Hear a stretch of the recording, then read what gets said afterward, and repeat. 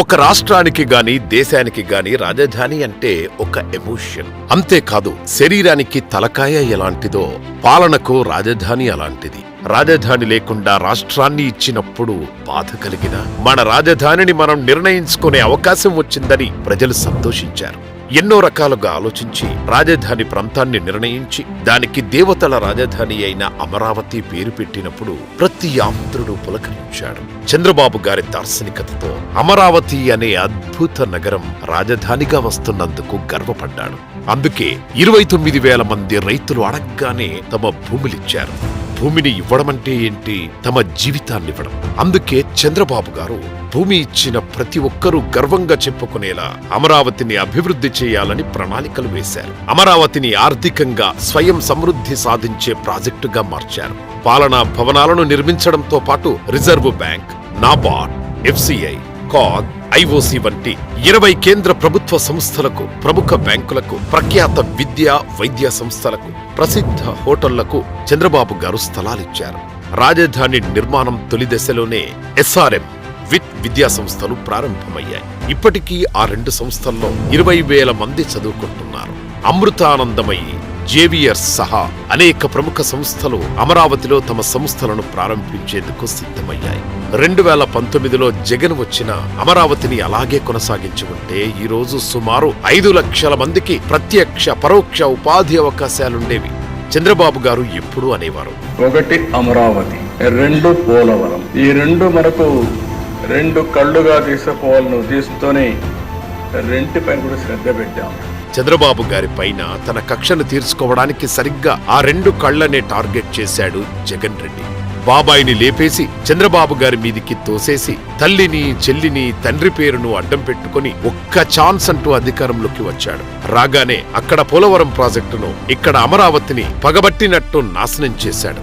అంతా గ్రాఫిక్స్ అంటూ ప్రజలను మభ్యపెట్టాడు. అక్కడ ఒక్క ఇటుక కూడా పడలేదని పదే పదే పచ్చి అబద్ధాలు చెప్పారు. ఎడారి, శ్మశానమని ఎద్దేవా చేశారు. చివరికి చంద్రబాబు బినామీలు భూములను కొన్నారని, అది రియల్ ఎస్టేట్ ప్రాజెక్ట్ అని చంద్రబాబు నాయుడు బినామీలతో కొనిపించుకొని తిరిగి అప్పుడు రాజధాని వెలగపూడిగా ప్రకటించినటువంటి వాస్తవం కాదా? ఇన్సైడర్ ట్రేడింగ్ అనేది జరిగిందని అప్పటి ప్రతిపక్ష నాయకుడు జగన్మోహన్ రెడ్డి గారు ఈ ప్రపంచం దృష్టికి తీసుకొచ్చినటువంటి మాట వాస్తవం కాదా అని చెప్పి నేను అడుగుతా ఉన్నా. ఎక్కడ తన రియల్ ఎస్టేట్ వ్యాపారం చేయబోయే రాజధాని పేరుతోటి అన్ని కూడా బయటకు వస్తాయా అని చెప్పేసి రకరకాల అబండాలు వేశారు.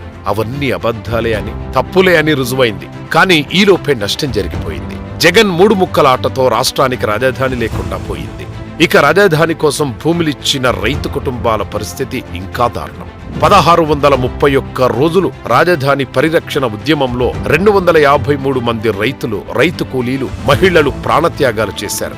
గర్భిణీ స్త్రీల కడుపులో బూటుకాళ్లతో తన్నించి చుట్టుపట్టి రోడ్లపై ఈడ్చుకెళ్లి ఎస్సీలపైనే ఎస్సీ ఎస్టీ అట్రాసిటీ కేసులు పెట్టించి తన పైశాచిక ప్రవృత్తిని చూపించాడు. కాలం మారింది. ప్రజలు తమ పవరేంటో చూపించారు. అమరావతిని ఇంకెవడు అంగుళం కూడా కదపకూడదు అంటే అమరావతికి చట్టబద్ధత కావాలని చంద్రబాబు గారు సంకల్పించారు. ఏపీకి ఒకే ఒక రాజధాని, అదే అమరావతి. ఇదే శాశ్వత రాజధాని. ఇప్పటికే తీర్మానం చేశాం. అసెంబ్లీలో తీర్మానంతో చట్టబద్ధంగా, రాజ్యాంగపరంగా అమరావతికి దృఢత్వం వస్తుంది. ఇంకెవ్వరు టచ్ చేయలేరు. ఇంచు కూడా కదలదు. ఇంచు కూడా కదిలించే పరిస్థితి రాదు. శాశ్వతంగా అమరావతి ద్రోహిగా వైఎస్ఆర్ కాంగ్రెస్ పార్టీ నిలుస్తుంది. కేంద్ర ప్రభుత్వ సహకారంతో పార్లమెంటులో బిల్లు ప్రవేశపెట్టారు.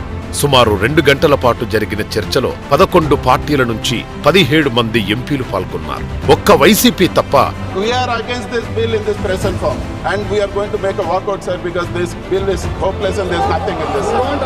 మిగిలిన అన్ని పార్టీలు బిల్లుకు మద్దతు తెలిపాయి. जो सदस्य इसके पक्ष में है वो हाँ कहे, जो सदस्य विरोध में है वो ना कहे. मेरे विचार में निर्णय हाँ वालों के पक्ष में हुआ, हाँ वालों के पक्ष में हुआ.